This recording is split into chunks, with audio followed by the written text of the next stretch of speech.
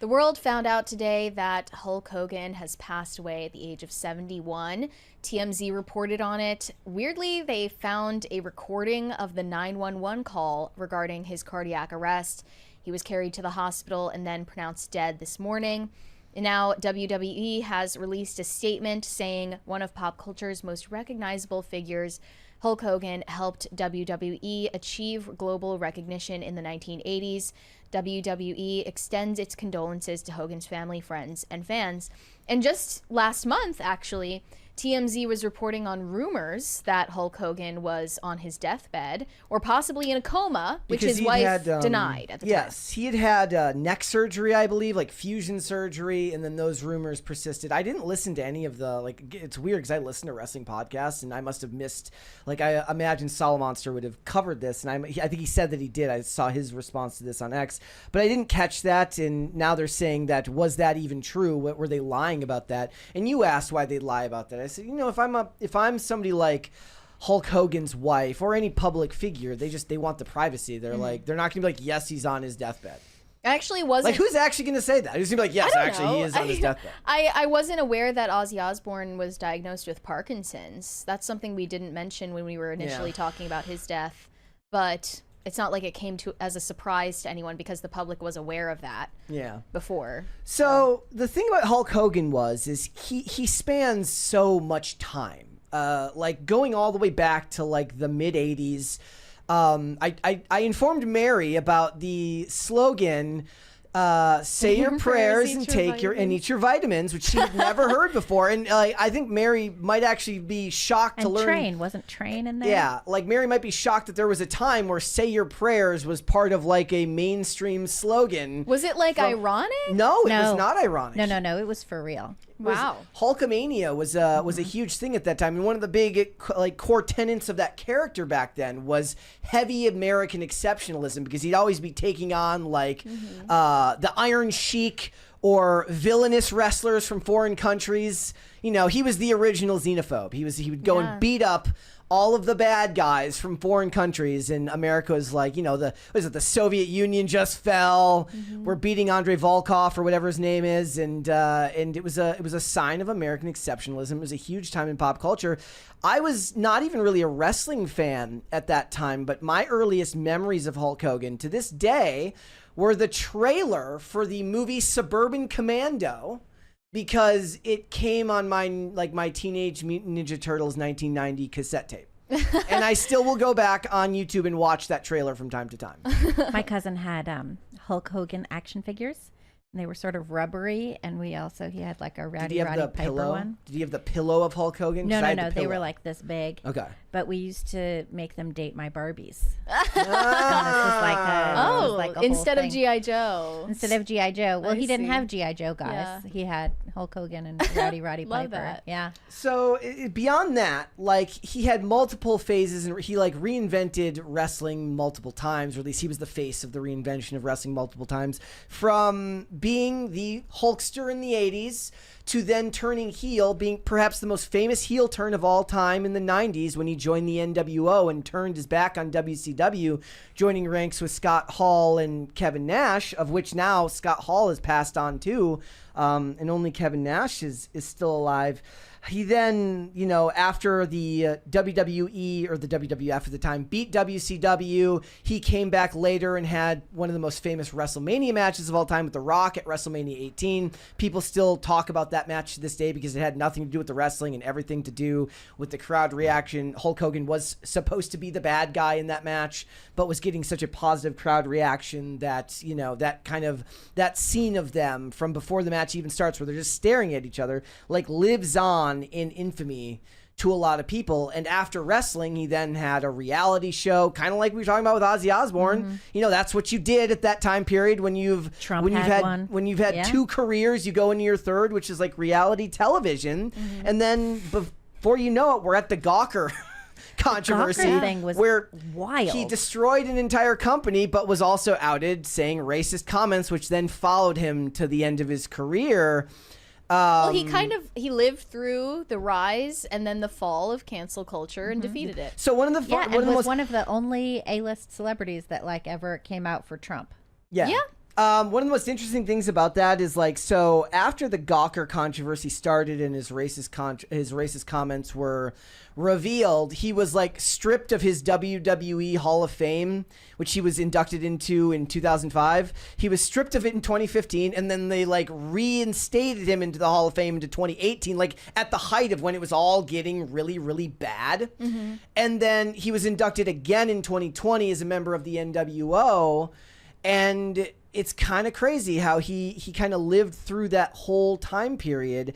And then a lot of people are upset because his last appearance on WWE television, somebody can correct me if I'm wrong, was like he got booed really bad because it was like at the Netflix premiere of Raw, and they were in like California, and he got booed off stage because he never outlived his comments, his racist comments. A lot of wrestlers held it against him. He was also he was a controversial figure in wrestling. All anyways, these people are gonna pretend they never said the N-word before. He was a controversial. I'm not leaving out. Somebody says he's leaving out the sex tape scandal. No, the sex tape scandal worked in his favor because it was a gross invasion of his privacy. Even though he was doing something awful, he was like having sex with like his friend's wife. Bubba the Love Sponge's wife, but that sex tape was what led to the destruction of Gawker as a company because he sued them for his invasion of privacy and all that stuff. He is an extremely controversial person. Even when he came back to wrestling, I don't remember what he said, but I remember when it happened, like he said something in the locker room where he was trying to make amends, and it came off so badly that they still hated him afterwards. And he was seen as an attention hog in that he needed to be the top of the business. He's known for his colorful interpretation of the past and making up stories, but to deny the impact that he had on the wrestling business and pop culture would be a lie. Mm-hmm. It would. Yeah, and we were just talking about this on Tuesday when we found out about Ozzy Osbourne's death, how this class of celebrity is dying off and not getting replaced with a new generation of people who will have a similar or even fraction of the impact culturally. Yeah, they can't have anyone coming up now can't have that kind of impact because there is no platform that everyone looks at. Yeah, it's all fragmented now. Yeah. And the celebrities that are rising now are people that the average Joe on the street has never heard of and probably won't hear of. Right, and everyone has their own independent fan base. Yes. And there might be crossover and like fans are friends and they talk about it, but there's not like, we were talking about this the other night on Timcast with, was it Tim? Somewhere. Anyway, I was talking about this the other day with regard to The Cosby Show. Might have just been two random friends, but everyone watched The Cosby Show. Everyone showed up the next day at school having watched The Cosby Show. Yeah, it was like, it was essential viewing. Did you see Bill Cosby like shared his thoughts on the death of Malcolm Jamal Warner? And I'm just imagining his family's like, could you like stay out of it? Like, I don't thanks, know. But Malcolm Jamal Warner, like he stood up for Bill Cosby. He wasn't like, he didn't come out with the cancel mob. Wait, was he one of those like, well, he was always nice to me? I mean, wasn't Bill Cosby like maybe one of the only Me Too cases that even the critics of Me Too were like, okay, like valid.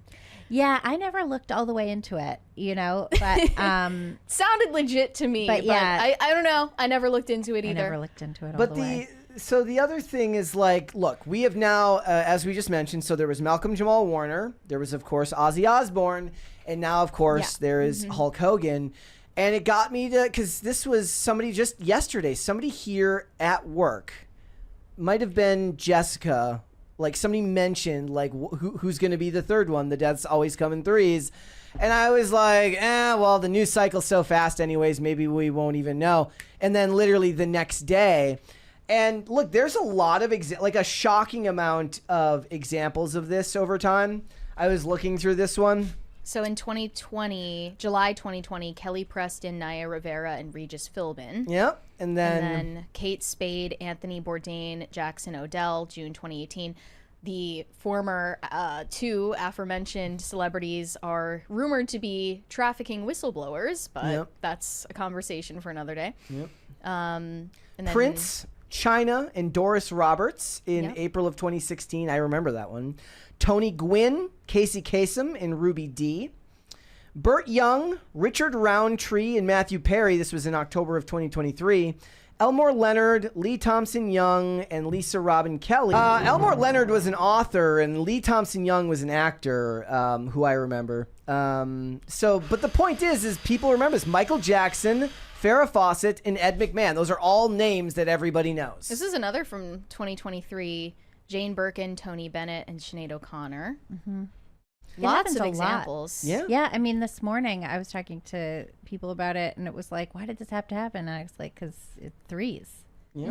Because death comes in threes. It was just funny because like CBS wrote an article in 2023 where they were like asking therapists, like psychologists, like why this is, and they pointed out like one of the things they pointed out was like your brain is trained to recognize patterns, kind of like how you recognize the clock every time it's 11:11, but you never remember it if it's 11:12. There was a skate video growing up that was very popular called 11:31, and now I notice 11:31 all the time. Like since that day, like it's actually kind of spooky because your brain picks up on it. It says if it feels like there's something way back in human history that may have started this whole thing, the belief that death comes in threes. It's just natural for people to look for patterns. One thing happens by accident, a second thing happens by chance. If you see it happening 3 times, it establishes a pattern. But in the United States alone, one person dies every 11 seconds, according to the census. In that same time span, about 20 people will have died worldwide. There's no relationship between these 3 deaths. There's no reason why they're connected at all. It's random data in which we see a pattern. It's called apophenia? Yeah. The practice of finding a pattern in random data. So, you know, that's in human beings are trained to recognize patterns because it's part of our evolutionary survival. Yeah, it sure is. So it's Patterns on weird spiders. Maybe this is magical thinking. I just think that the pattern is real. I'm not going to accept the idea that it's like some sort of brain trick. Was Princess Di part of a 3? I don't know. I don't She was think 90, she was listed here. Was she 96 or 97? It was something like that. All right. I remember my mother got very angry because she was like, everyone was sad about Princess Di. And then your Princess And she Di was Beanie like- Baby wasn't worth anything. Well, she was like, you know, moms die all the time. Why does everyone care about this one? And I'm like, really? She was August. That's an 97. intentionally dense answer. Very dense. Like it's an intentionally dense answer because what that is like, yes, you're right. People do die all the time, but you're intentionally ignoring the cultural significance of a certain person.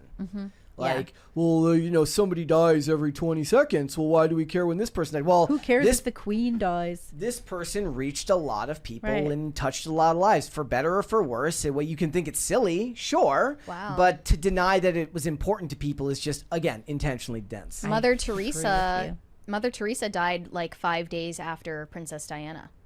Really? That would only be a 2 though. There are other examples, but not nearly on the same level of celebrity. Yeah.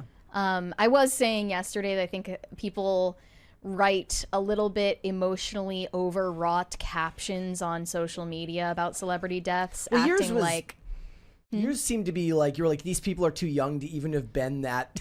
mainly like Zoomers who act like they're like really upset about David Bowie dying. Like, I just don't believe that person mattered to you. I was upset about Bowie and Prince when they both Prince was died. a very big one in Minnesota. Yeah, I like bet it was. As a Minnesotan, like Prince and Kirby Puckett were both very Well, big yeah. deaths in Minnesota. Because especially like those are people that performed in front of thousands and thousands of people. When you think about it now, like you're performing in front of even more people if you're like a famous person on TikTok. But Right. you don't have nearly the cultural significance because even if you're Kirby Puckett and you're playing in front of however many thousand people in the Metrodome, you know, in the World Series, you're playing in front of the entire country and it's focused on the news and all of this different. stuff. It's different doing same with something Prince. live. I mean, it's so different. You know, like having that communication with your audience from a live setting versus a TikTok setting. Like talking to the chat is great, but it's not the same thing as, you know, being in the same space and all of that kind of stuff. I can't say that there's celebrities where I've had like that, you know, connected reaction to when they die, but I think that for me that's just a healthy distance from like any of the artists that I like or anything like that. I still remember when Tupac died. I remember when Jerry Garcia died. So like it's like I wasn't like it's the end of the world because Tupac died. I was young, and at that time I was listening to his music. But if you listen to his music, that made perfect sense. That he was gonna get shot to death. Him and all of those artists at that time. Yeah. But again, I think it's a dense answer to be like, why does anybody care? It's like, well, if nobody if you can't care about somebody who affected millions of people because other people care, and suddenly that makes it uncool. Yeah. And that's not to say that I've had that reaction to a ton of people, but everybody finds. I'm still shocked how many people talk about how a celebrity, usually it's music. I guess sometimes movies, but a lot of times it's music. It's like I was going through, go through the YouTube comments for any famous song. And somebody's like, I was going through a divorce when this song came out. It meant a lot to me and stuff like that. Art has a way of connecting with you in a way that defies the ability for the rational mind to explain it. Thanks for watching. Listen to full episodes of Pop Culture Crisis on Spotify. Keep up with us on social media and make sure you subscribe and ring that bell so you never miss the show. Bye, guys.